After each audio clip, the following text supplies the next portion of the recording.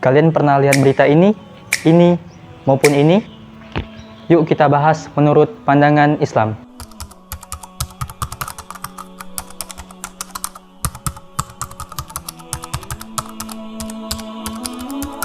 Tingginya angka pernikahan dini di Ponorogo yang sebagian besar disebabkan karena hamil di luar nikah mendadak menjadi viral di media sosial.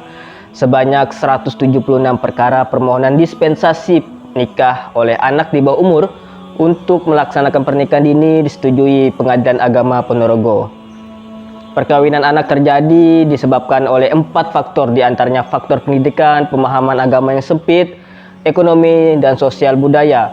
Bahkan kenaikan angka perkawinan anak di Ponorogo bisa saja disebabkan oleh pendidikan yang rendah. Remaja mencoba melakukan aktivitas seksual di masa berpacaran dengan pasangannya, sehingga mengakibatkan kehamilan di luar nikah dan akhirnya terpaksa terjadi pernikahan anak.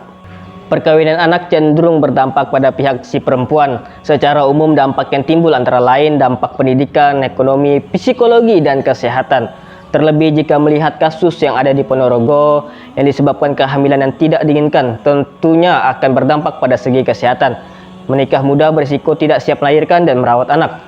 Berisiko kelahiran prematur, anak yang dilahirkan stunting, dan bisa membahayakan keselamatan bayi dan tentunya ibunya sampai pada kematian.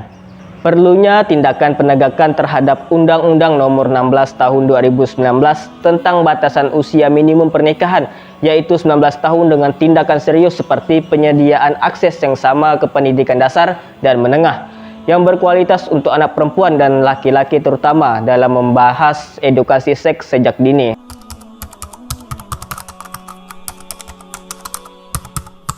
Majelis Ulama Indonesia atau yang biasa disingkat MUI pernah mengeluarkan fatwa tentang pernikahan dini. Menurut MUI, dalam literatur fikih Islam tidak terdapat ketentuan secara eksplisit mengenai batasan usia pernikahan, baik itu batasan minimal maupun maksimal. Dalam pandangan hukum agama Islam, perkawinan merupakan sebuah ibadah yang dilakukan oleh pemeluknya.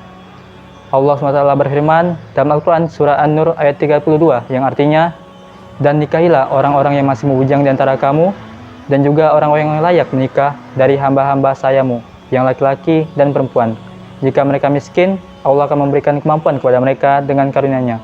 Dan Allah Maha Luas pemberiannya, Maha mengetahui."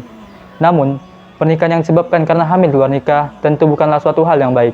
Islam mengajarkan agar setiap muslim dapat menjaga dirinya dan keluarganya dari berbagai perbuatan keji dan dosa. Allah SWT berfirman dalam Al-Quran surah At-Tahrim ayat 6 yang artinya, "Wahai orang-orang beriman, peliharalah dirimu dan keluargamu dari api neraka yang bahan bakarnya adalah manusia dan batu. Penjaganya malaikat-malaikat yang kasar dan keras yang tidak durhaka kepada Allah terhadap apa yang Dia perintahkan kepada mereka dan selalu mengerjakan apa yang diperintahkan. Anak, istri, saudara, dan keluarga adalah titipan dan amanah dari Allah. Oleh karena itu, penting bagi setiap muslim untuk menjaga dan saling mengingatkan dalam kebaikan dan ketakwaan." Barakallahu fikum. Sekian dari saya. Wassalamualaikum warahmatullahi wabarakatuh.